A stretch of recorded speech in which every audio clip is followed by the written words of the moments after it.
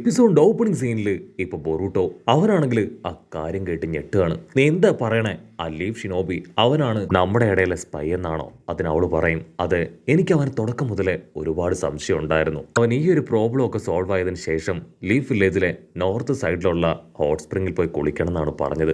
Actually north സൈഡിലല്ല ആ hot spring ഉള്ളത്. അപ്പൊ തന്നെ എനിക്ക് അവന്റെ മേലെ ചില സംശയങ്ങൾ തോന്നിയതാണ്. സോ ഞാൻ വെറുതെ പോലും അറിയാതെ ഒരു പരിശോധന നടത്തി. അപ്പോഴാണ് ഈ ഒരു ഡിവൈസ് അതെനിക്ക് കിട്ടിയതെന്ന് പറയും. ബൊറൂട്ടോയ്ക്കാണെങ്കിൽ അപ്പോഴും പൂർണ്ണമായിട്ട് വിശ്വസിക്കാൻ കഴിയില്ല. മറ്റൊരു ഭാഗത്ത് പ്രസന്റില് ബാക്കിയുള്ള ആളുകൾ അവർ ബൊറൂട്ടോ ടീമിന് വേണ്ടി വെയിറ്റ് ചെയ്ത് നിൽക്കുകയാണ്.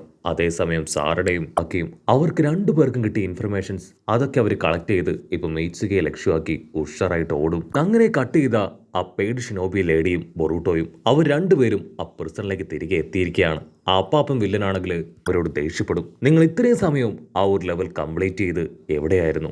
ഓൾറെഡി നിങ്ങളുടെ ടൈം വൈകിയിരിക്കുകയാണ്. ഇവർ അടുത്ത സ്ക്രോള് അത് സെലക്ട് ചെയ്ത് കഴിഞ്ഞിരിക്കുന്നു എന്ന് പറയും. എന്നിട്ട് ബൊറൂട്ടോയും ആ പെയ്ഡ് ഷിനോബി ലേഡിയും അവർ രണ്ടുപേരും ആ ഒരു ലീഫ് ഷിനോബിയെ തന്നെ നോക്കുകയാണ്. അടുത്ത നിമിഷം അവർക്ക് എല്ലാവർക്കും ആ അപ്പാപ്പനാണെങ്കിൽ ഓരോ എംവലപ്പ് കൊടുക്കും. ഇതാണ് നിങ്ങളുടെ അടുത്ത ടാസ്ക് എന്ന് പറഞ്ഞ് അവരങ്ങനെ ടെലിപ്പോർട്ട് ചെയ്യാണ്. അവരിപ്പോ ഈ ഒരു പാറക്കൂട്ടത്തിന്റെയും ഡെസേർട്ടിന്റെ ഒക്കെ ഇടയിൽ അങ്ങനെ പെട്ടുകിടക്കുകയാണ്. അപ്പാപ്പനാണെങ്കിൽ അനൗൺസ് ചെയ്യും, ഇതൊരു ഡിഫറെന്റ് ആയിട്ടുള്ള ഗെയിമാണ്.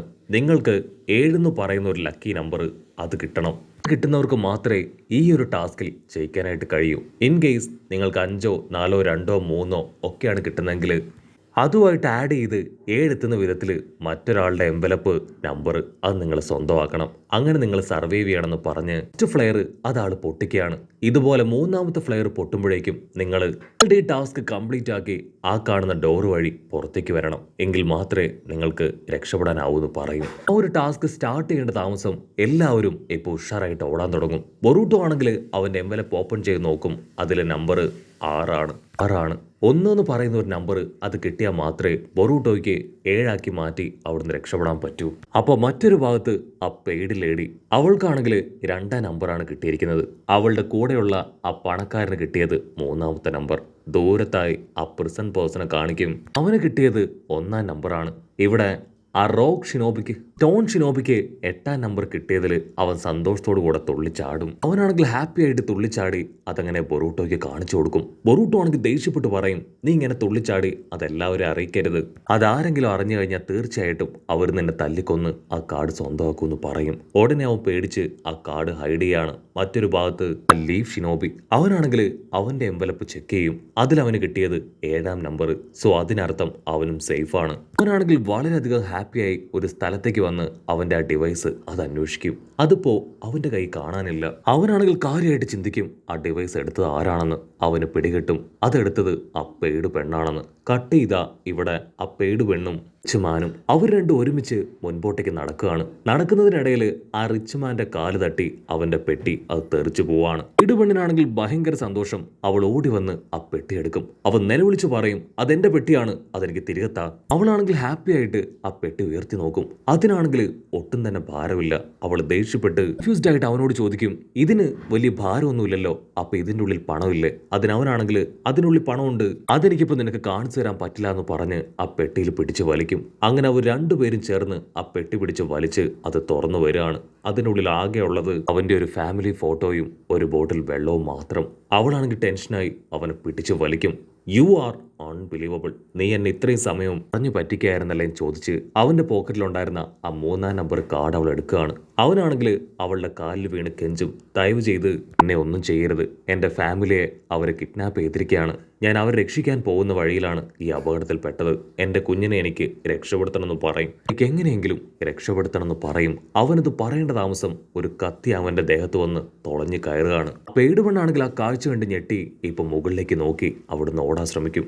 മറ്റൊരു ഭാഗത്ത് നമ്മുടെ മുടിപ്പെണ്ണ് അവൾക്ക് കിട്ടിയത് 4ാം നമ്പർ കാർഡാണ്. അവൾ ആ കാർഡും കയ്യിൽ വെച്ച് അങ്ങനെ നിൽക്കും. ഉടനെ ആ മുട്ടയാണെങ്കിൽ ഇപ്പൊ അവളുടെ അടുത്തേക്ക് വരും. അതിനുശേഷം ആരൊക്കെ കമ്പൈനായെങ്കിൽ മാത്രമേ ഇവിടുന്ന് രക്ഷപ്പെടാൻ കഴിയുള്ളൂ എന്ന് ആളങ്ങനെ കാൽക്കുലേറ്റ് ചെയ്ത് കാണിക്കുകയാണ്. നമ്മൾ എത്രയൊക്കെ ശ്രമിച്ചാലും 5 പേർക്ക് മാത്രമേ ഇവിടുന്ന് രക്ഷപ്പെട്ടു പോകാൻ കഴിയൂ. നമ്മുടെ ടീം വർക്ക് അതെല്ലാം വെറുതെ ആവാൻ പോവാണ്. ബാക്കിയുള്ളവരെല്ലാവരും ഇവിടെ വെച്ച് മരിക്കുമെന്ന് പറയും. പിന്നെ ആ മുട്ടയാണെങ്കിൽ അവന്റെ കയ്യിലുള്ള നമ്പർ ഇപ്പോ അവൾക്ക് നേരെ നീട്ടുകയാണ്. എൻ്റെ കയ്യിലുള്ളത് 5-ാം നമ്പറാണ്. നിനക്ക് ഇവിടുന്ന് രക്ഷപ്പെടാം. എനിക്കിനിയും കൊന്നും കൊലപാതകം നടത്തിയും ജീവിക്കാൻ വയ്യ. എപ്പോഴും ഞാൻ ഇല്ലാതാക്കിയവരുടെ മുഖമാണ് എൻ്റെ മനസ്സിലേക്ക് വരിക എന്ന് പറയും. അത് കേട്ട് അവൾ ഷോക്കാവും. അടുത്ത നിമിഷം ബൊറൂട്ടോയും ആ സ്റ്റോൺ ഷിനോബിയും അവർ രണ്ടുപേരും അവിടേക്ക് വന്ന് അവരുടെ കാർഡ്സും അവർക്ക് കാണിച്ചു കൊടുക്കുകയാണ്. അവർ ആ കാർഡ്സ് എല്ലാം ഇങ്ങനെ ചേർത്ത് വെക്കും. അതിനുശേഷം അവർ പറയും, നമ്മളിൽ 2 പേർക്ക് മാത്രമേ ഈ കാർഡ്സുകൾ ഉപയോഗിച്ച് രക്ഷപ്പെടാൻ കഴിയൂ. ആ സ്റ്റോൺ ഷിനോബി ആണെങ്കിൽ 6 എന്നുള്ള നമ്പർ അത് തിരിച്ചു വെച്ച് 9 ആക്കി കാണിക്കും. നമുക്ക് ഇങ്ങനെ ഉപയോഗിച്ച് രക്ഷപ്പെടാൻ ശ്രമിച്ചുകൂടെ? അതിന് ബൊറൂട്ടോ ആണെങ്കിൽ കൂലങ്കക്ഷമായിട്ട് ചിന്തിച്ച് തിരിഞ്ഞു നോക്കുമ്പോഴായിരിക്കും ദൂരത്തായിട്ട് ആ റിച്ച് മാനെയും അതുപോലെ തന്നെ ആ പേടി ഷിനോബിയും കാണുക. സ്റ്റോൺ ടീം അവരുടെ അടുത്തേക്ക് ഓടിയെത്തും. അവർക്ക് 2 പേർക്കും അനക്കമില്ല. അവരെ ആരോ കൊന്നിട്ടിരിക്കുകയാണ്. അവരാണെങ്കിൽ പരസ്പരം ചോദിക്കും, ആരായിരിക്കും ഇവരെ കൊന്നിട്ടുണ്ടാവുക? ഇവരെ 2 പേരെ ഇല്ലാതാക്കി ഒരുപക്ഷെ ഇവരുടെ കാർഡ് മോഷ്ടിച്ചിട്ടുണ്ടാവുമെന്ന് പറയും. ബൊറൂട്ടോ ആണെങ്കിൽ അവരെ ചെക്ക് ചെയ്യും. പറഞ്ഞത് ശരിയാണ്. അവരുടെ 2 പേരുടെയും കാർഡുകൾ ഇപ്പൊ കാണാനില്ല. അവന് പിടികിട്ടും. ഒന്നുകിൽ ഇവരെ കൊന്നത് ആ ലീഫ് ഷിനോബിയാണ്. കാരണം അവന്റെ ഡിവൈസ് മോഷ്ടിച്ചത് ഇവളാണെന്നുള്ള സംശയം അവന് ഓൾറെഡി ഉണ്ടായിരുന്നു. അല്ലെങ്കിൽ ആ പ്രിസണർ. 2 പേരിൽ ആരോ ഒരാളാണ് ഇത് ചെയ്തത്. ഇവരെ കൊന്നതിന് ശേഷം ഇവരുടെ കാർഡും അവൻ മോഷ്ടിച്ചിട്ടുണ്ടെന്ന് പറയും. ഒറ്റത്തലേനാണെങ്കിൽ ടെൻഷനാവും. ഇപ്പൊ നമുക്ക് രക്ഷപ്പെടണമെങ്കിൽ നമ്മൾ എന്ത് ചെയ്യും? എങ്ങനെയൊക്കെ ശ്രമിച്ചാലും 2 പേർക്ക് മാത്രമേ രക്ഷപ്പെട്ടു പോകാൻ പറ്റൂ. പിന്നെ ബൊറൂട്ടോ പറയും, ഓക്കെ കുഴപ്പമില്ല, എന്റെ കാർഡ് ഞാൻ നിങ്ങൾക്ക് തരാം. അങ്ങനെയാവുമ്പോൾ നിങ്ങൾക്ക് 3 പേർക്കും രക്ഷപ്പെടാനായിട്ട് കഴിയും. ഇത് കേട്ട് അവർ ഞെട്ടുകയാണ്. ഉടനെ അവർ ടെൻഷനായിട്ട് ചോദിക്കും, നീ എന്തായി പറയണേ? ഞങ്ങൾക്ക് വേണ്ടി നീ സെൽഫ് സാക്രിഫൈസ് ചെയ്യാൻ പോവാണോ? അങ്ങനെ ബൊറൂട്ടോ ആണെങ്കിൽ തല കുനിച്ച്, എനിക്ക് നിങ്ങൾ എല്ലാവരും രക്ഷപ്പെടുന്നതാണ് കാണേണ്ടത്. അതിനെക്കുറിച്ച് ആലോചിച്ച് നിങ്ങൾ ആവശ്യമില്ലാതെ ടെൻഷൻ ആവണ്ടെന്ന് പറയും. അടുത്ത നിമിഷം പ്രിസണർ ആണെങ്കിൽ അവരുടെ മുൻപിലേക്ക് വരികയാണ്. ഓ, നിങ്ങൾ എല്ലാവരും ഇവിടുന്ന് രക്ഷപ്പെട്ടു പോകാൻ പോവാണോ എന്ന് ചോദിക്കും. അതിന് ബൊറൂട്ടോ പറയും, ഞങ്ങൾക്ക് എല്ലാവർക്കും രക്ഷപ്പെടാനായിട്ട് കഴിയില്ല. 3 പേർക്ക് മാത്രമേ രക്ഷപ്പെടാൻ പറ്റൂ. ഓക്കെ, നിനക്ക് കിട്ടിയ നമ്പർ അത് എത്രയാണ്? അതിനാ പ്രിസണർ ആണെങ്കിൽ ഇപ്പൊ അവന്റെ നമ്പർ കാണിച്ചു കൊടുക്കും. അത് 1 ആണ്. അത് കണ്ട് എല്ലാവരും അവരുടെ ചിരി അങ്ങനെ കൺട്രോൾ ചെയ്യും. അപ്പോഴായിരിക്കും 2ഉം 3ഉം കാർഡ്സ് കൂടെ അവൻ കാണിച്ചു കൊടുക്കുക.